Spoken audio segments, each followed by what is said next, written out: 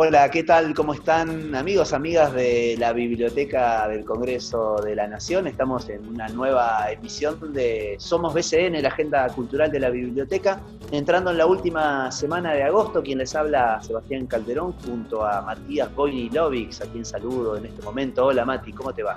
Gracias, Seba, ¿cómo te va? Bienvenido. Ya 5 meses, ¿no? 5 meses estamos de aislamiento Desde el, social, preventivo y obligatorio, como se llama. Así es, desde el 19 de marzo y pasaron ya 5 meses. Y bueno, estamos en este modo, pero seguimos compartiendo lo que pasa en nuestra casa, en la Biblioteca del Congreso de la Nación, en materia de actividades artísticas y culturales. Y hoy con un programa cargadito. Interesante, ¿no? Lo que viene, me parece a mí, por ejemplo, va a haber un espectáculo, un homenaje a Nini Marshall, con una entrevista a Ana Padovani, quien es la presentadora y quien ha hecho unipersonales y toda una serie de obras de una trayectoria interpretando los personajes de la famosa Catita, digamos, para los que conocen un poco la historia, uno de los personajes más queridos y más con mayor repercusión de Nini Marshall, que va a estar una entrevista a ella imperdible. ¿Y vos estuviste entrevistando a quién? Yo estuve ahí porque esta semana, vos sabés, se va a cumplir con una fecha muy importante, que son los 100 años desde aquella primera transmisión de Los Locos de la Azotea, y se lo reconoce como la primera transmisión con sentido radial, en 27 de agosto de 1920, y es el origen de la radio en Argentina y a nivel mundial también, así que estuvimos ahí compartiendo una nota muy linda con alguien, un coleccionista, fanático de la radio, que tiene un museo de aparatos de radio y de micrófonos y una cantidad de cosas que en un ratito van a poder compartir nuestros oyentes y seguidores de las redes sociales. Y aprovecho y anticipo que... Y hablando de centenarios radiofónicos, ¿qué va a suceder el próximo 27 de agosto? Sí, el jueves vamos a estar compartiendo también a través de las redes sociales de la biblioteca y de BCN Radio, y a través de bcnradio.com.ar y las plataformas que reproducen todos los contenidos.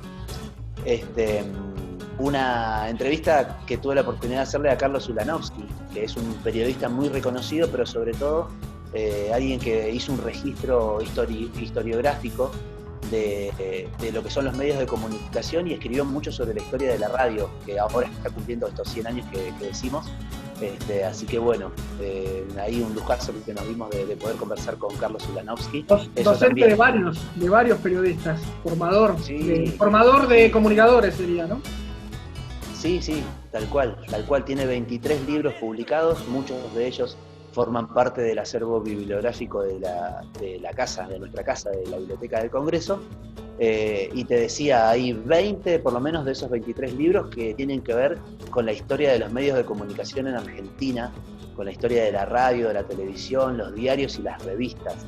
Así que bueno, ahí haciendo su aporte en esta celebración de los 100 años. Pero si te parece, Mati, arrancamos con todo en este Somos BCN, la agenda cultural de la Biblioteca del Congreso. Vale.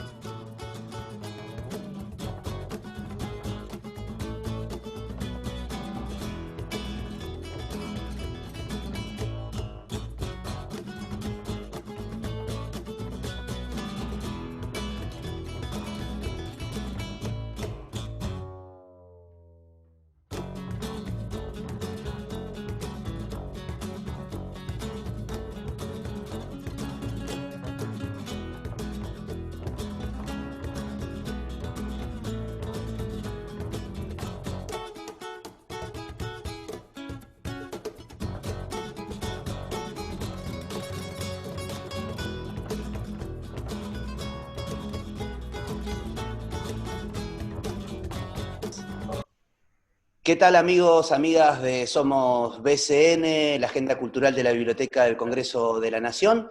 Seguimos con este programa en la semana que empezamos a celebrar los 100 años de la radio en Argentina, aquellos locos de la azotea que dieron el puntapié inicial para que es lo que es la historia de la radio, no solo en nuestro país, sino a nivel mundial, ¿no? En términos de la intención radiofónica que tuvieron de compartir cultura en aquel momento. Y para este programa particular tenemos un invitado de lujo, es Daniel Grimaldi, creador del Museo de la Radio en el el barrio de La Boca, ahí muy cerquita de la Usina del Arte. Ha creado Radio Bar, también un 27 de agosto, pero del año 2014.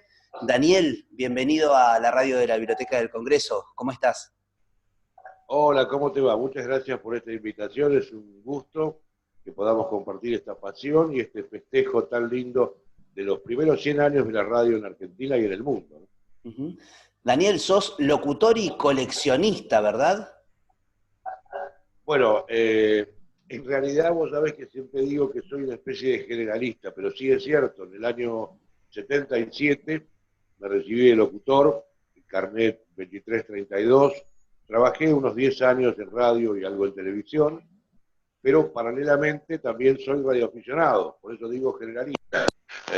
Y como radioaficionado desde el año 64 empecé a fabricar mis equipos de comunicaciones y también a coleccionar radios. Bueno, hay más de 50 años de coleccionismo de radio, donde abarco desde el año, bueno, pre-20, en realidad, pre-20, pero del 20 a la fecha, ¿no? Esa está conformada la colección. En el museo, que es de donde estoy ahora transmitiendo, hay, bueno, el 80% de la colección está aquí, el resto está en el salón, en vitrinas, y una parte todavía importante está en proceso de restauración, porque obviamente no solo las colecciono, sino que las restauro, las reparo y las dejo funcionando como en su momento.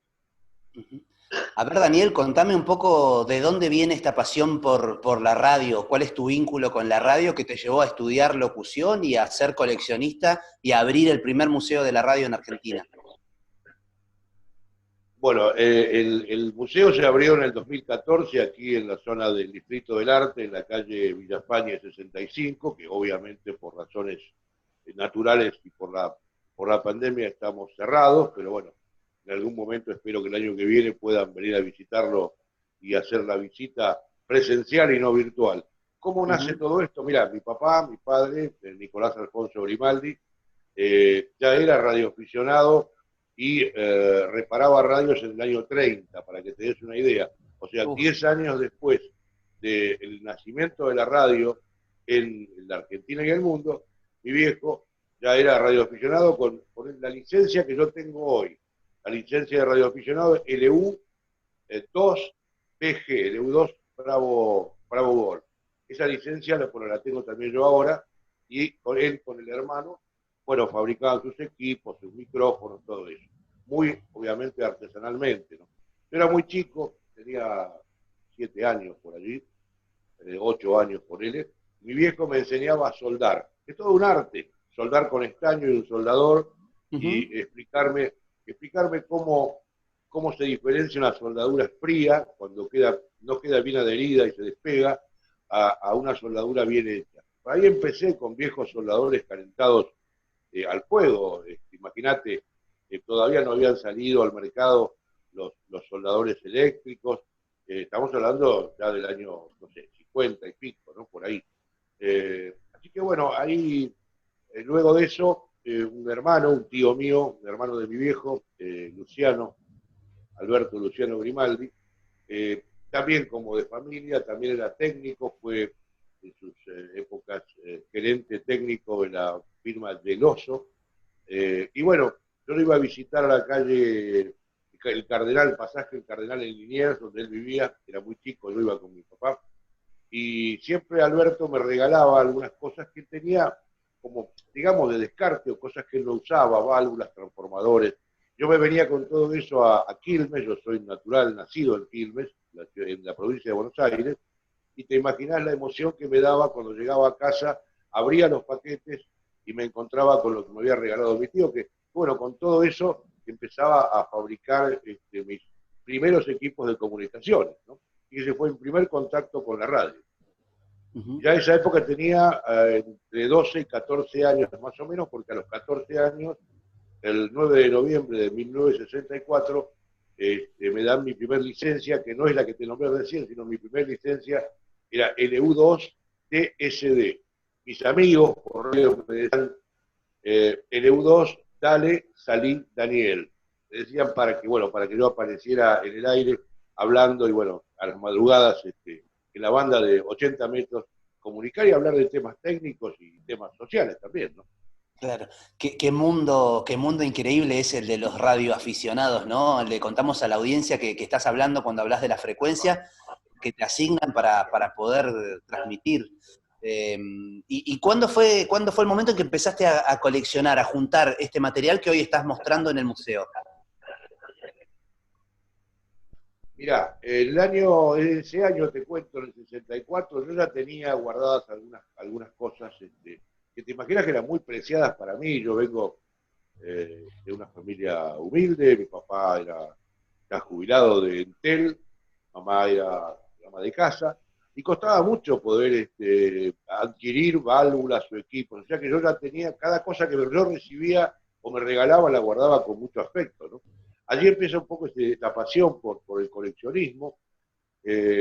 Una de las primeras radios que sí efectivamente la incorporé comprándola, como la mayoría, ¿no? La mayoría. He recibido donaciones que agradezco mucho, pero bueno, la inmensa mayoría son compras cuando uno disponía del dinero para poder hacerlo. Recuerdo que la primera radio, yo te contaba que soy de Quilmes, en un aviso de un matutino muy popular en Buenos Aires, por los Clarín, alguien publica en Lanús la venta de una radio de madera, y bueno, ahí me fui en colectivo hasta Lanús a comprar la primera radio que se incorporó a la colección. Después de eso, bueno, vinieron muchas, porque más allá de mi trabajo habitual y como locutor o como empresario, o las cosas que hice en mi vida, porque pasé por muchas, marketing, publicidad, eventos especiales, en fin, siempre tenía un ratito de tiempo para dedicarle a estas queridas receptores y, bueno, repararlos y ponerlos a gritar como corresponde, ¿no? Siempre me hacía un ratito para mi colección. Así que, bueno, tenés que tener en cuenta que hay más de 50 y pico de años de coleccionismo, porque yo cumplí, creo que 56 como radioaficionado, así que otros tantos son como coleccionistas. Claro, empecé muy de a poco, y imagínate, tantos años, se han ido incorporando muchas cosas. Y ojo, he aprendido mucho, y sigo aprendiendo mucho, porque cuando empecé a coleccionar no sabía cómo coleccionar. Cada Claro. radio que entraba, llegaba a mis manos, era una pieza hermosa, una cosa querida. Yo Sí, sí. con el tiempo empecé a entender que se coleccionaba por décadas, por marcas, por colores, por texturas, por tipos de materiales con los cuales está hecha la radio, madera o Blackstone o baquelita o ebonita o lo que fuere, ¿no? Bueno, pero yo acá tengo, como diríamos en una jerga bastante popular, un gaucho de cada pueblo. Tengo de todo, de todas las décadas, de todos los formatos. Hay capillas, hay radios Tombstone, que son esas viejas radios de madera que tienen forma vertical, se llaman Tombstone porque la palabra Tombstone se traduce al castellano como lápida, y tienen de alguna manera ese formato Sí, de la lápida del cementerio, que se llaman es Tombstone. cierto, es cierto. Hay muchas radios que yo le llamo, se llaman en nuestra jerga, como noveleras. Son las radios que son más pequeñitas, más que podrían ir arriba de una mesa de luz, o en la cocina, arriba de la heladera muchas veces, y donde las mamás, nuestras abuelas, escuchaban las novelas, por eso se llaman La- noveleras. las Y radionovelas, esas claro. también hay muchas. Ujú.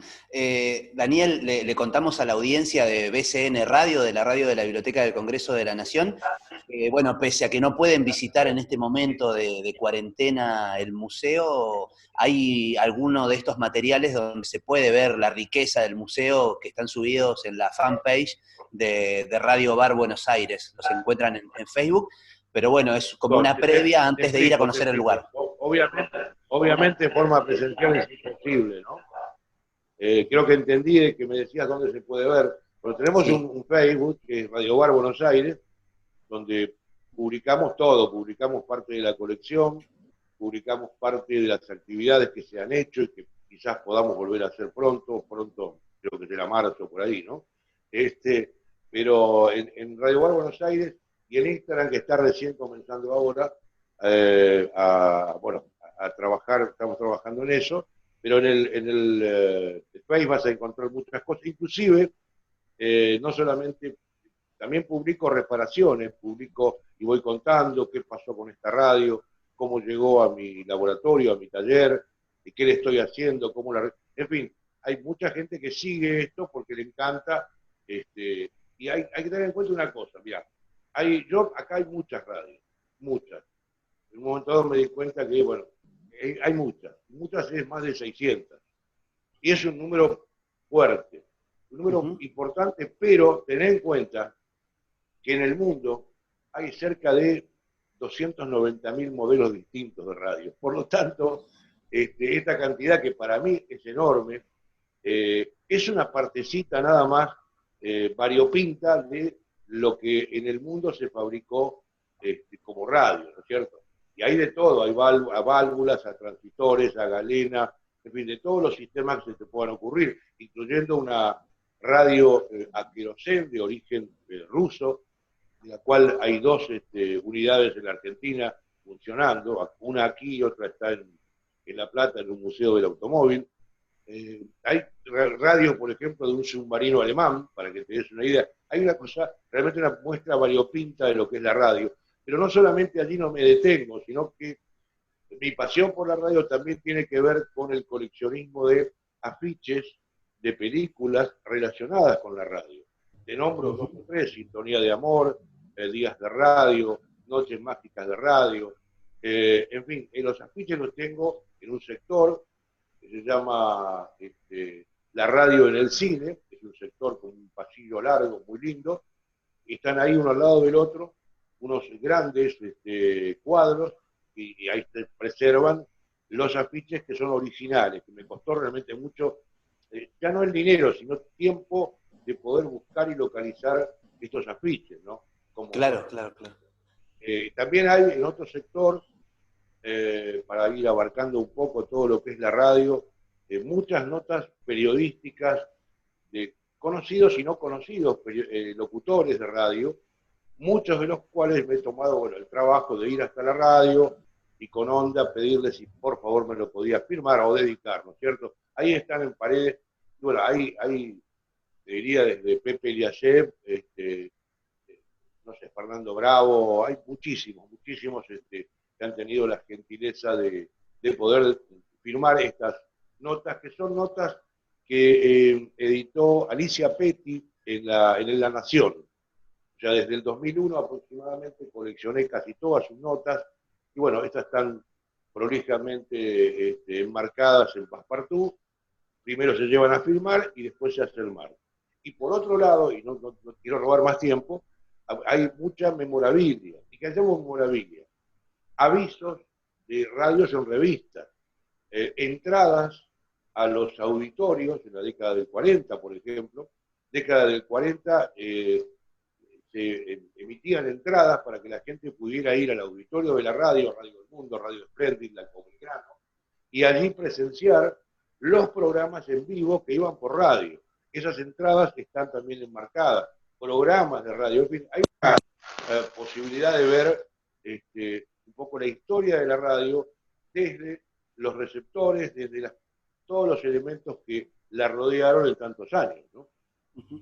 Daniel, ahora sí, a modo de cierre, te invitamos a que nos hagas un breve recorrido por ahí, por el Museo de la Radio. Estamos hablando de Radio Bar, en el barrio de La Boca, en Wenceslao Villafañe 65, a la vuelta de la Usina del Arte, muy cerquita. Son 700 metros cuadrados, distribuidos en 2 plantas, y un homenaje a la radio, ¿no? En esta semana en que se cumplen 100 años del nacimiento de esto que llamamos. Te agradezco mucho que lo publiques. Sí, es cierto, yo te estoy hablando desde la planta alta, donde está el museo, pero bueno, en la planta baja, te contaba, hay 4 vitrinas más muy grandes con radios, y muchas lo que llamo novelties. Son radios que se fabricaron con formas, de artículos cotidianos, si querés, pero chiquititas, y que bueno, ahí son muy graciosas. Bueno, yo voy a moverme, voy a quedar momentáneamente sin audio digamos, en primer plano. Te voy a modular desde un micrófono que es ícono de las broadcasting de Argentina de la década del 40. Se trata de un micrófono RCA 44BX, que bueno, yo me voy a acercar hasta allí mientras me van a acompañar con la cámara, voy a modular desde allí y les voy a ir contando qué hay a mi alrededor. ¿Les parece? ¿Cómo no? ¿Cómo no? Así es. Bueno. Antes que nada, me quiero hacer una pequeña introducción para los que nos están escuchando o están viendo. Hay que hacerse la idea de que en el año 20, cuando el 27 de agosto a la noche se transmite la ópera Parsifal desde el Teatro Coliseo, por estos 5 locos de la azotea en realidad, no había otro medio de comunicación que el teléfono. El teléfono es lo único que se podía utilizar para comunicarte. Claro, había cablegramas, telegramas, lo que vos quieras, pero Morse, que es el sistema Morse, voy hasta el... Yo tengo aquí un aparatito que reproduce, que se usa para practicar Morse. Voy hasta ahí y vuelvo. Uh-huh. Bueno, ahí estamos.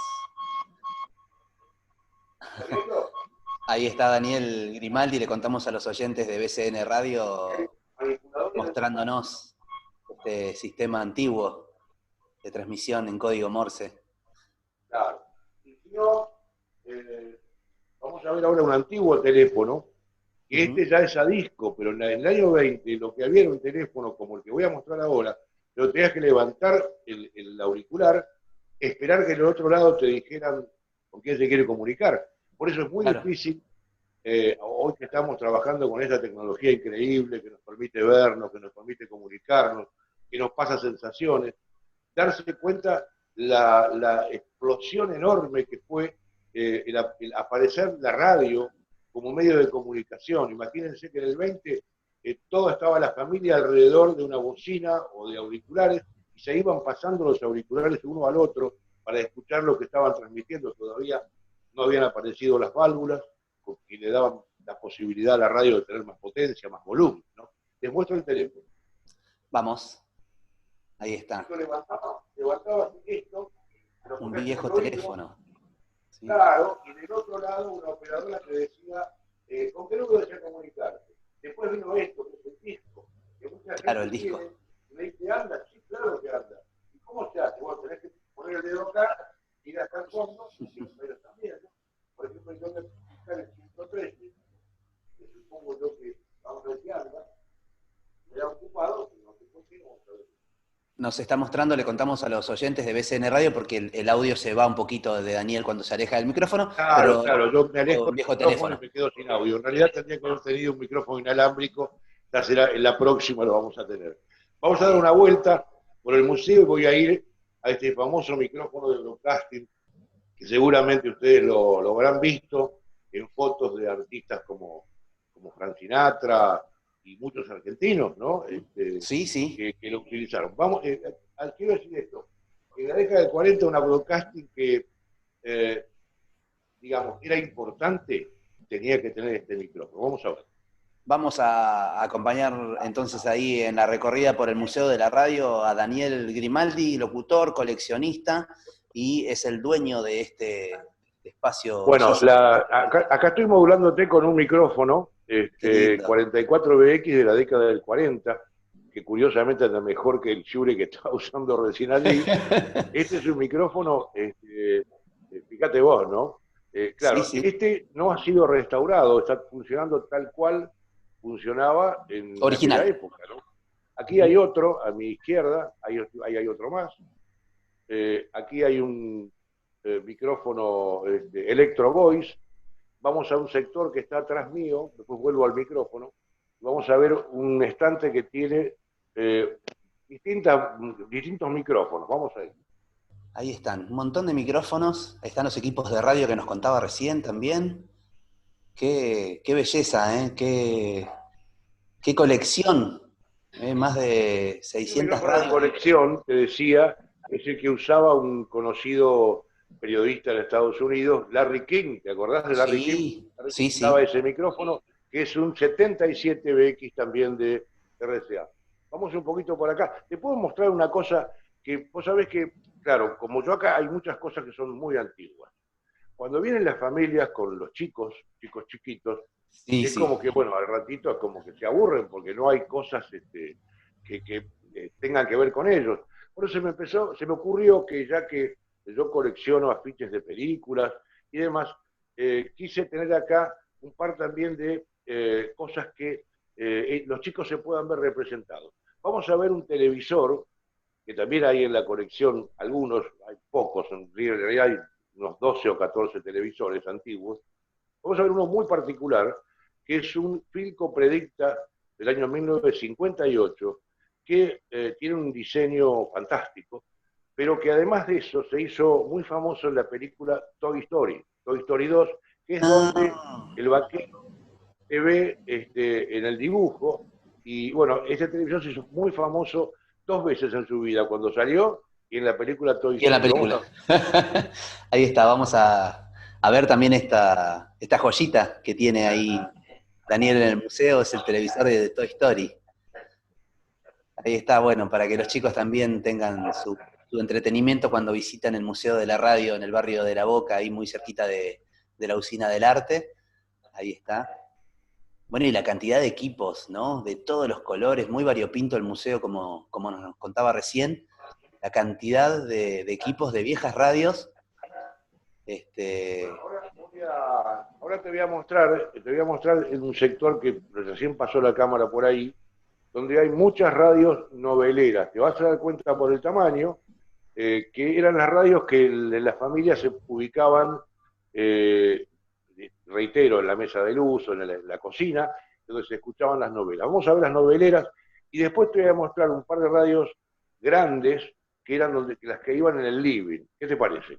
Dale, dale. Estamos cerrando con los últimos 4 minutitos, Daniel.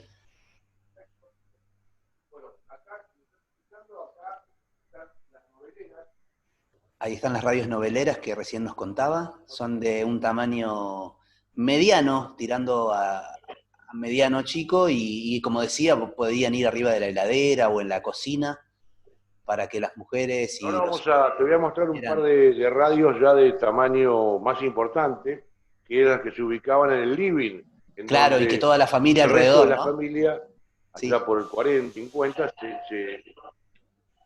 claro, compartían las transmisiones con estas radios. Mirá, vení.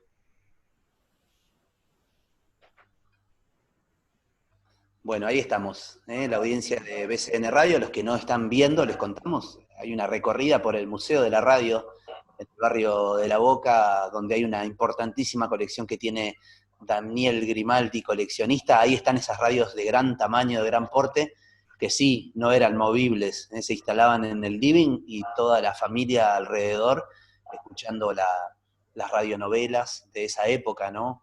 Recordemos una época previa a la aparición de la televisión, donde la radio era un medio fundamental y masivo. Estamos compartiendo esto con nuestra audiencia de BCN Radio en el marco de lo que es la semana de la celebración de los 100 años de la radio, aquel 27 de agosto de 1920, con esa transmisión de Los Locos de la Azotea desde el Teatro Coliseo, que estuvieron compartiendo una ópera y que, bueno, fueron el puntapié inicial para el mundo de la radio acá en nuestro país. Bueno, mira, acá estoy de vuelta en el micrófono y te voy a mostrar a cámara una piedra galena, ya que dimos una vuelta por casi todos los años y los tipos de radio. Vamos a ir de vuelta al 20, y en el 20 se utilizaba la galena que es una piedra, la voy a poner en cámara, ahí está. ¿La ves ahí la piedra? Sí, sí.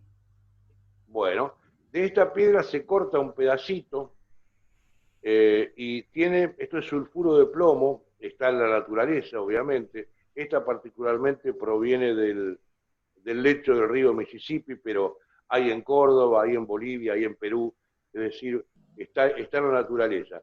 Alguien descubrió que tiene la particularidad de funcionar como un diodo, rectifica la corriente en un sentido, y se fabricaban radios con esta piedra, nada más que con esta piedra, una bobina, o se llama un bigote de gato, que te lo voy a mostrar ahora en cámara, y estas radios no necesitan ni batería, ni enchufar a la corriente, nada. Funcionan con la energía que está en el aire. Esta radio la toma, justamente la piedra esta de arena rectifica la señal que está en el aire y se escucha con auriculares. Te voy a mostrar algo para cerrar, algo que se fabricó 1922. Mira, esta es una radio galena de cartera. Claro, mirá, muy pequeñita, muy Mira, pequeñita. ahí estás viendo la piedra. Ahí estás viendo la Sí, piedra. ahí Bueno, está mostrando la aquí está. piedra, le contamos a los oyentes. Daniel, Claro. dejame que en este minuto me avisa acá la conexión y desde la producción también me lo señalan. Se nos está agotando el tiempo de esta conexión para la entrevista. Déjame agradecerte Bueno, profundamente por habernos abierto las puertas del Museo de la Radio. Reiteramos la invitación a nuestra audiencia para cuando todo esto termine. Wenceslao Villafañe 65 en el barrio de La Boca, para conocer con acceso libre y gratuito, para compartir esta pasión por la radio en el marco de los 100 años del nacimiento de la radio en Argentina. Daniel Grimaldi, un abrazo enorme, muchísimas gracias. no, a ustedes muchas gracias, les mando un abrazo grande, gracias por compartir esta pasión por la radio. Chao. Bellísima, bellísima nota y el abrazo inmenso desde la radio de la Biblioteca del Congreso.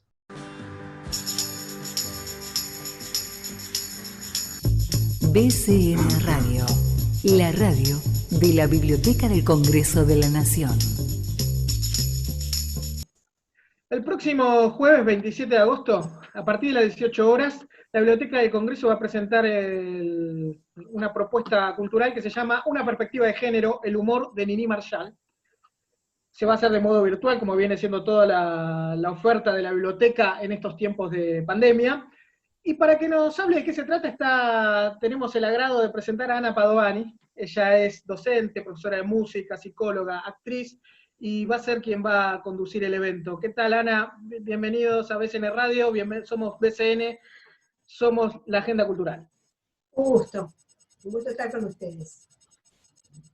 Tenemos algún problema de delay de la conexión, pero me gustaría saber si podés contarnos de qué se trata la propuesta que vamos a ver el próximo jueves, este homenaje a Nini Marshall. Claro, bueno, yo lo que voy a hacer es contar la vida de Nini, aspectos de la vida que no se conocen, porque en realidad personajes. Ella, basta hablar de ella para evocar los personajes que hacía, Catita, Cándida, en fin, aquellos personajes tan desopilantes, con tantísimo sentido del humor. Lo que yo voy a contar es cómo se gestó ella como actriz y como escritora, lo que le costó, el enorme trabajo que tuvo que hacer en una época en que no era habitual que las mujeres escribieran, y mucho menos que escribieran humor. No había, de hecho no había. Y a ella le costó muchísimo abrir ese camino, porque directamente le decían que no. Ella tuvo digamos que para hacer toda la historia, ella empezó haciendo otros trabajos, como redactora publicitaria, en fin. Era una mujer muy culta, eso es un aspecto también que en general no se conoce, porque hay una tendencia a identificar al personaje con el autor. Y en general no se considera cómo es el autor, el escritor. O sea que la vida de ella no se la conoce. Y Nini era una mujer muy culta, una mujer que había, pensemos que nació en el año 1903, o sea, comienzos del otro siglo, que se estudiaran y que no se desenvolvieran en el campo profesional. Por entonces las mujeres estaban destinadas a la casa y a tener hijos y a cuidar la familia, y poco más. Eran excepcionales las mujeres que hacían carreras profesionales, muy excepcionales.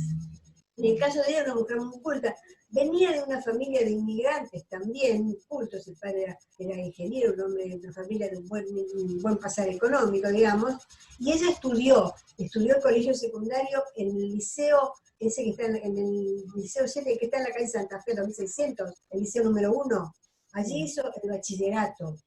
O sea que era una mujer que se había preparado de alguna manera para la época, para los cánones de la época, era una mujer de cultura. Y hablaba idiomas, hablaba inglés, francés, decía que alemán incluso, porque estuvo casada con un alemán, decía incluso que el italiano lo sospechaba, decía ella, ¿no? Por el humor que tenía. era una mujer, como les digo, de mucha cultura.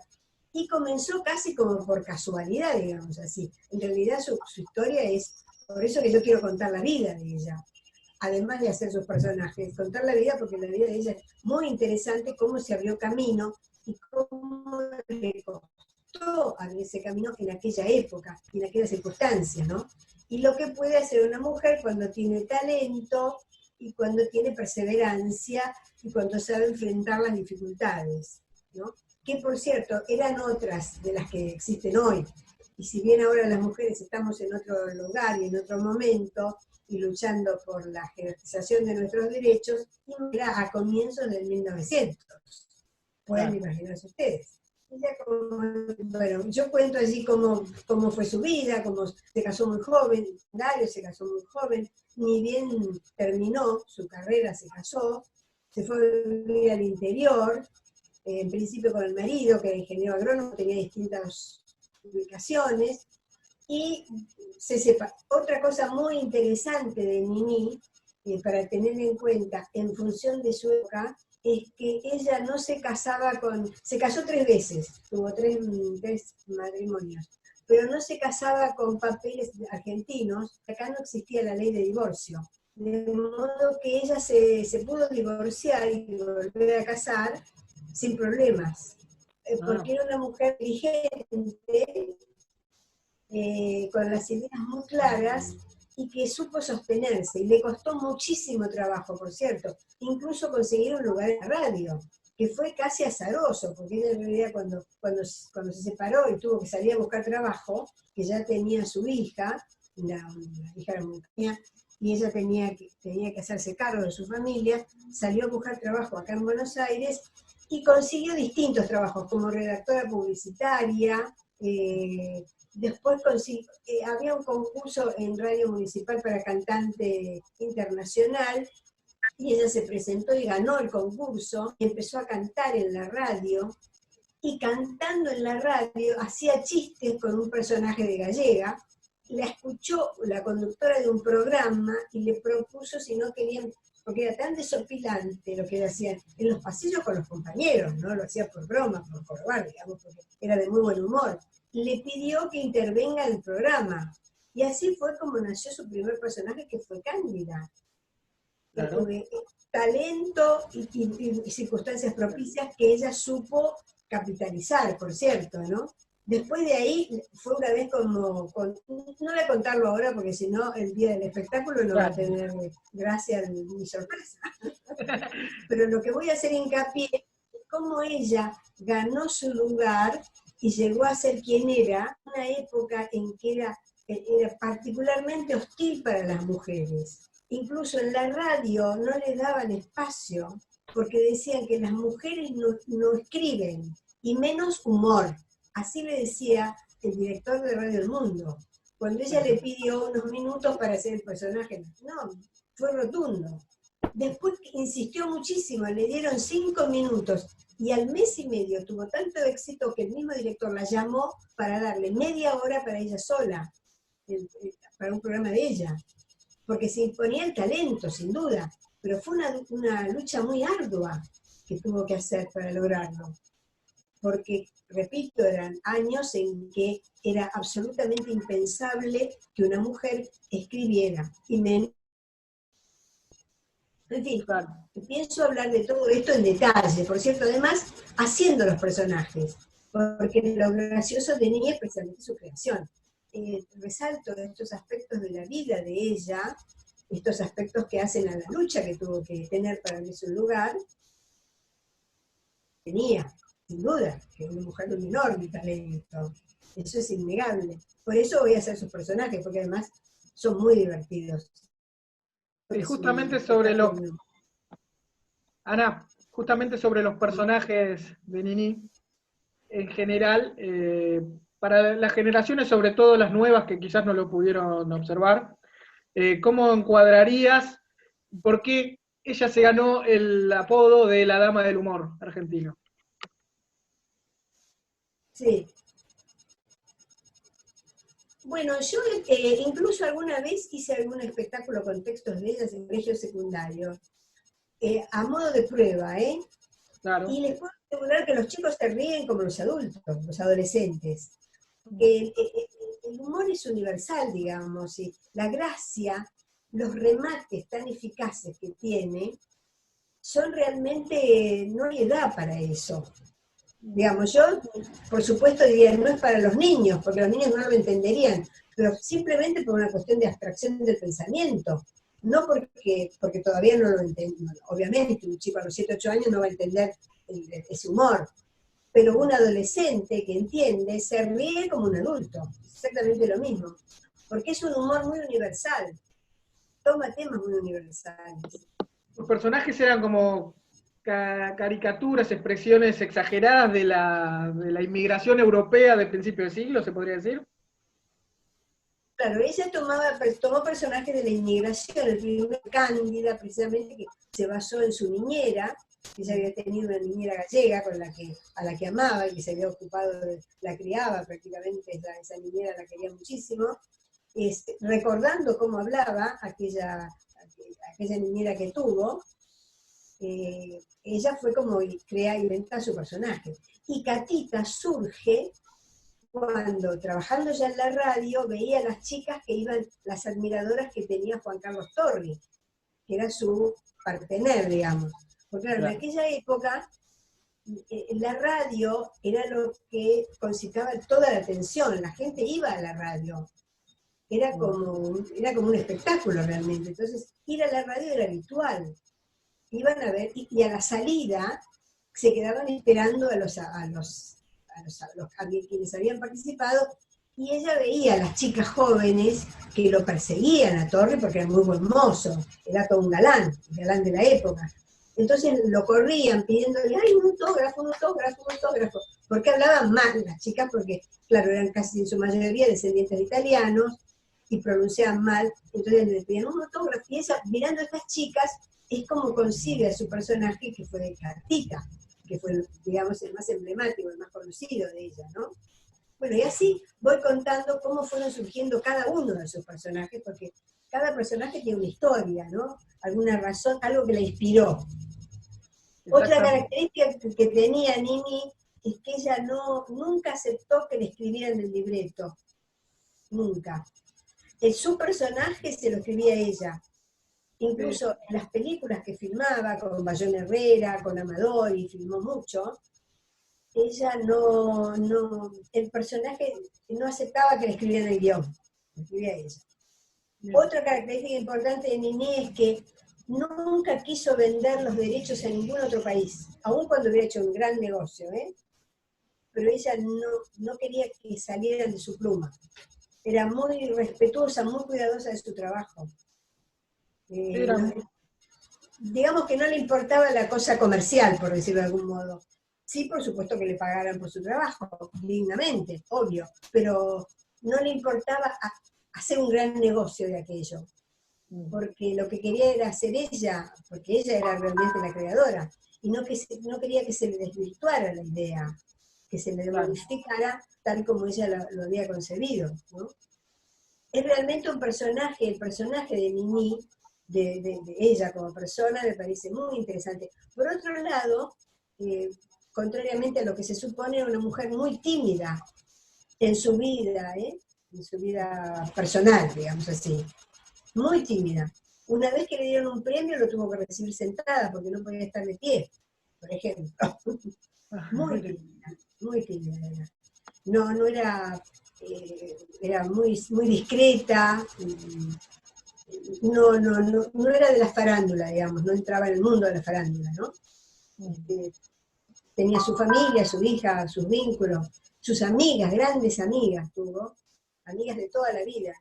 Además pintaba mucho, otra cosa interesante es que estudiaba pintura y tiene cuadros, que la hija después los donó al Museo del Cine, pintaba óleos, era una artista, era realmente una artista, una gran persona. Yo la conocí personalmente, digamos, yo tengo mi historia con Nini, digamos, por mi lado, porque, bueno, yo tengo un recuerdo imborrable de Nini, porque me fue a ver la primera vez que subí al escenario, porque yo había pedido los derechos para hacer uno de sus personajes, argentores, como se hace actualmente. Y después, por cortesía, le mandé una invitación a él, porque me parecía como por regla elemental de educación, nada más, porque nunca pensé que iba a ir. Pero para mi enorme sorpresa fue, el primer día fue. Me imagino la emoción. Y cuando terminé, ay, sí, a mí me dio una alegría enorme cuando me dijeron, a mí no me dio una alegría increíble. Pidió que no la fotografiaran, que no se dijera que estaba. Ella quería pasar desapercibida. Se sentó adelante, la acompañaba una señora porque ya estaba muy mayor entonces, y cuando terminé fue así, se acercó, me abrazó, me tomó las manos así, me dijo, qué actriz, qué actriz.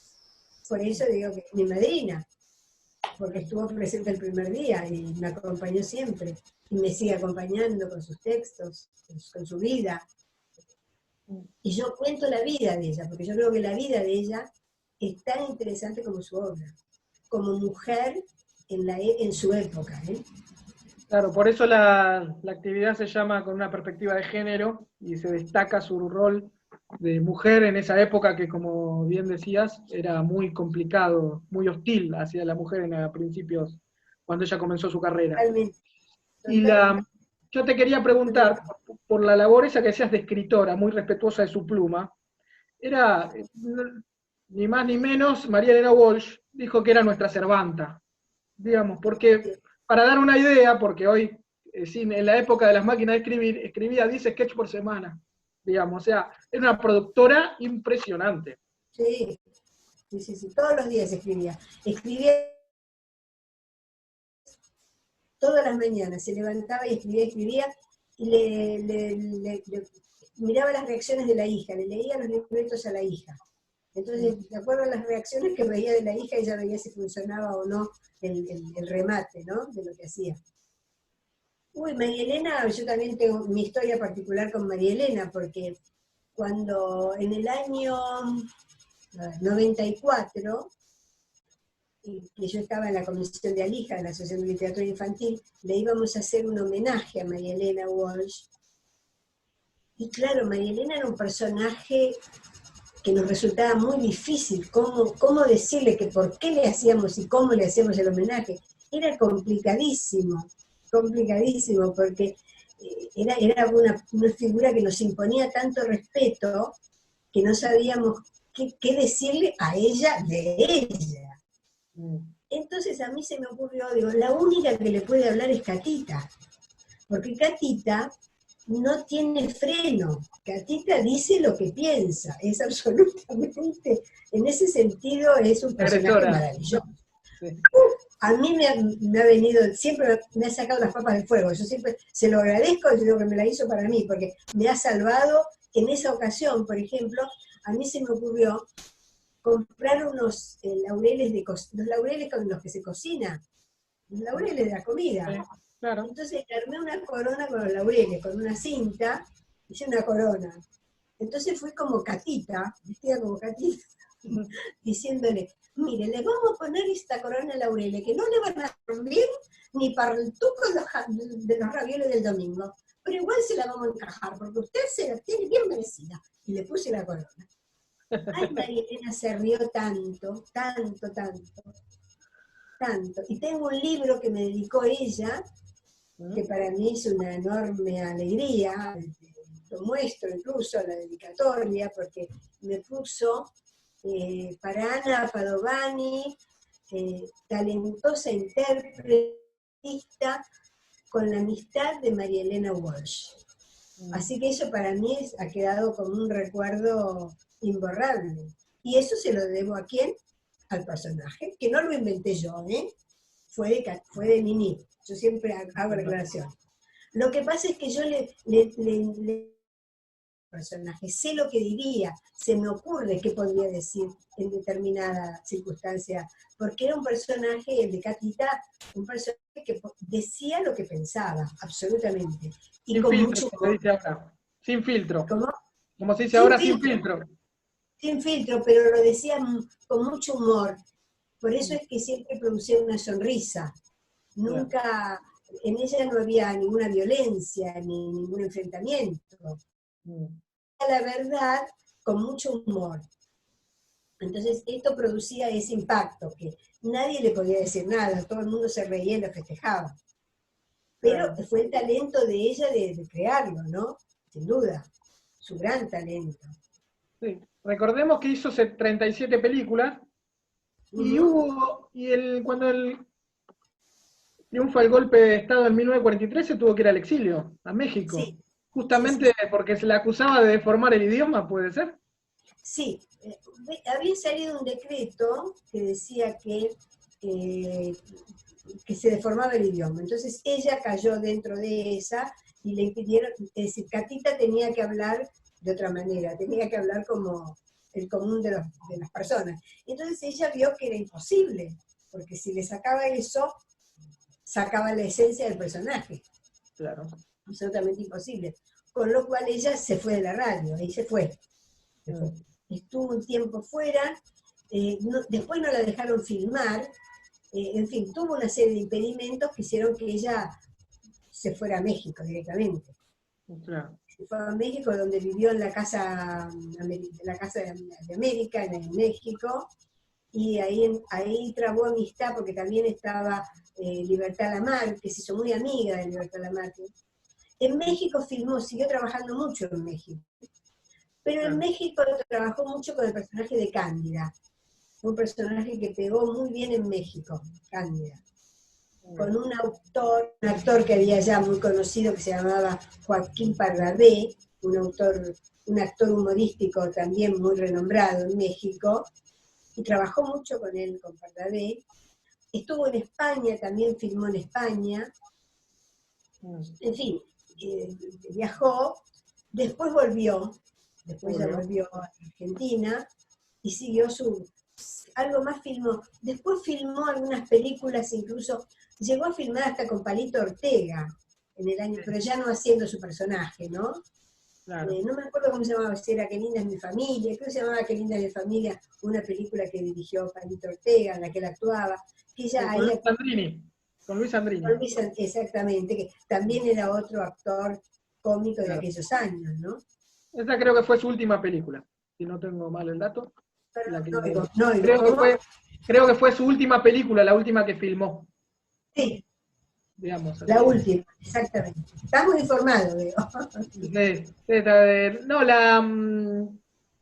Le quería preguntar, aprovechando que la pudo conocer, me dijo que era tímida. ¿Alguna otra característica podría decir de justamente? A ver, muy observadora, muy observadora. Los personajes de ella parten de sus agudísimas observaciones, sin duda, ¿no?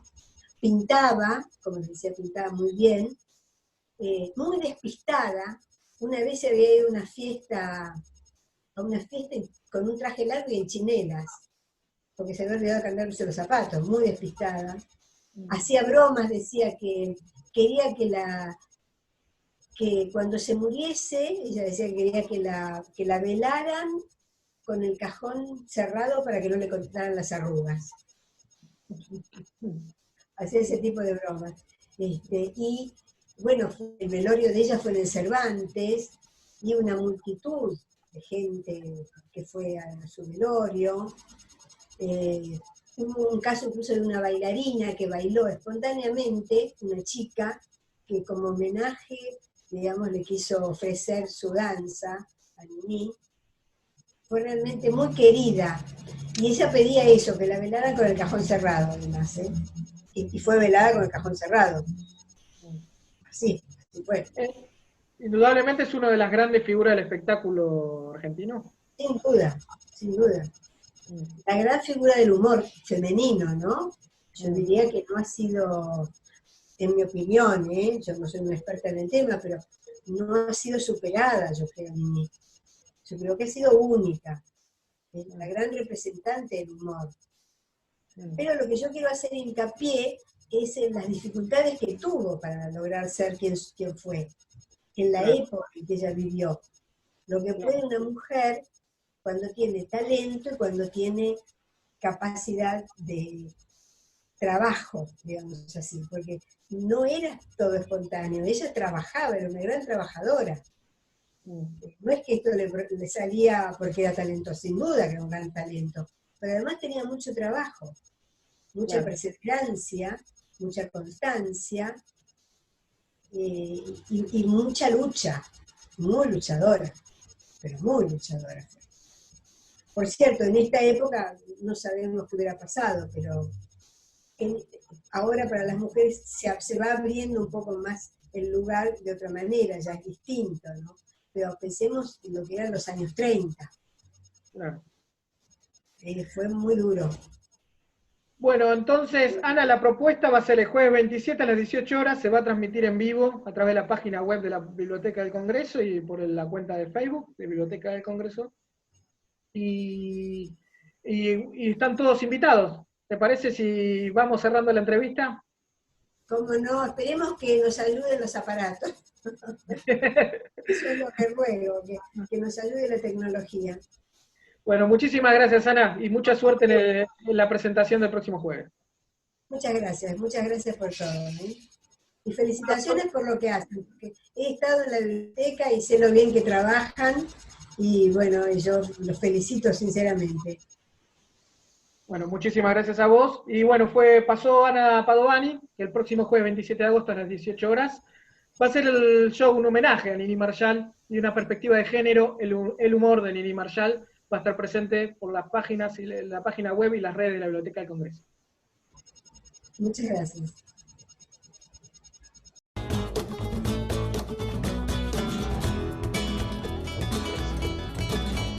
Bueno, y llegamos al final de un nuevo capítulo de Somos BCN, la Agenda Cultural de la Biblioteca del Congreso de la Nación.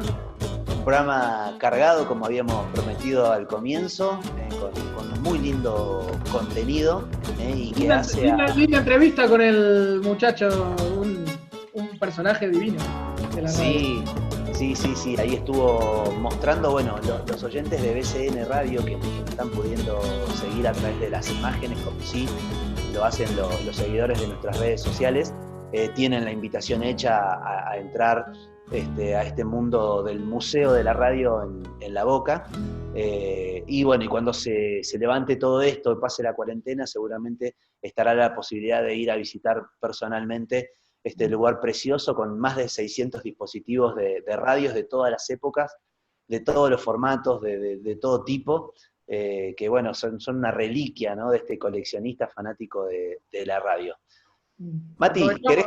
Dale. Sí. Aprovecho también para mandarle un saludo especial a Ana Padovani, que tuvo la amabilidad de darnos la entrevista, fue muy linda, y haciendo un recorrido por la vida de Nini Marshall. Sí, si querés, pasamos directo al recorrido de lo que tiene la agenda de la BCN esta semana. Bueno, y como hacemos habitualmente, vamos a compartir un poquito la pantalla para ir directamente a bucear en lo que es... se me fue, acá está, la página de la Biblioteca del Congreso de la Nación, www.bcn.gov.ar, con las actividades para la última semana de agosto, Mati, donde claro.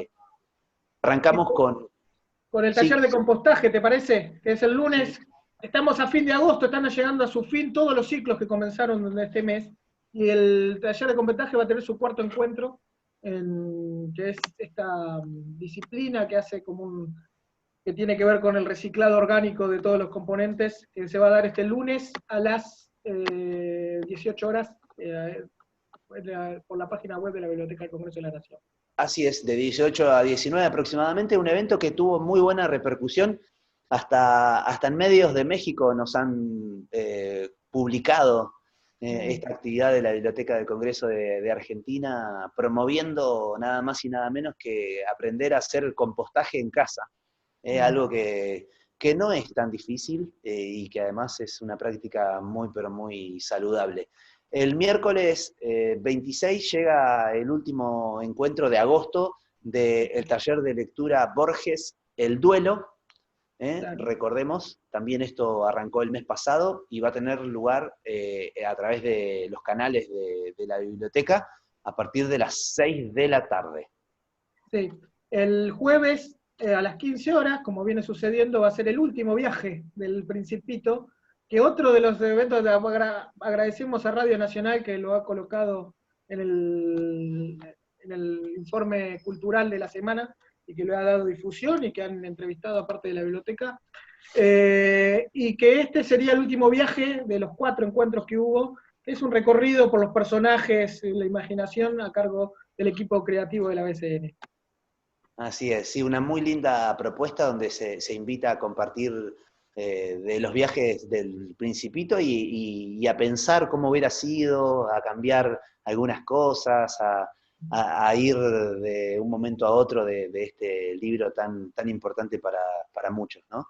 Y bueno, y el final... La propuesta que ya mencionamos, de una perspectiva de género, el humor de Nini Marshall, que es justamente la historia de Nini Marshall, y también, como dice su título, es como nos dijo Ana Padovani en la entrevista, un ejemplo de lucha en un momento muy, muy hostil para la mujer, y cómo se hizo quizás la figura del humor más importante de la historia del espectáculo argentino, digamos. Entonces, es una actividad imperdible, y como ya dijimos, el propio jueves 27, a 100 años del inicio de la radiofonía argentina, entrevista de Sebastián Calderón al gran Ulanowski. Así es, Carlos Ulanowski, el jueves entonces van a poder compartir con nosotros esto, un testimonio muy rico que tuvo la gentileza de darnos para BCN Radio, la emisora de la Biblioteca del Congreso de la Nación, Carlos Ulanowski. Así que, bueno, Matías, si te parece, nos estamos reencontrando la próxima semana, y vamos a ver qué nos depara septiembre, el mes en el que se nos viene la primavera encima ya. Esperemos que empiece también a bajar un poco la famosa curva y podamos tener una perspectiva un poquito más promisoria. Te mando un abrazo grande, y que venga un lindo septiembre. Así es. Bueno, el abrazo para todos y todas. Déjame agradecer antes de cerrar a todo el equipo de la Subdirección de Prensa y Difusión que hace posible que sigamos estando al aire de alguna forma en BCN Radio y compartiendo a través de las redes sociales. Y a las productoras de Somos BCN, la Agenda Cultural, que están en esta misma conexión con nosotros, Mariana Salas, Mariana Franchino, a nuestra operadora que edita también, Lara Julieta Alonso, y a todo el equipo de BCN Radio y de la Subdirección de Prensa y Difusión de la BCN. Nos reencontramos la próxima semana. Chau. Programa producido por la Subdirección de Prensa y Difusión de la Biblioteca del Congreso de la Nación.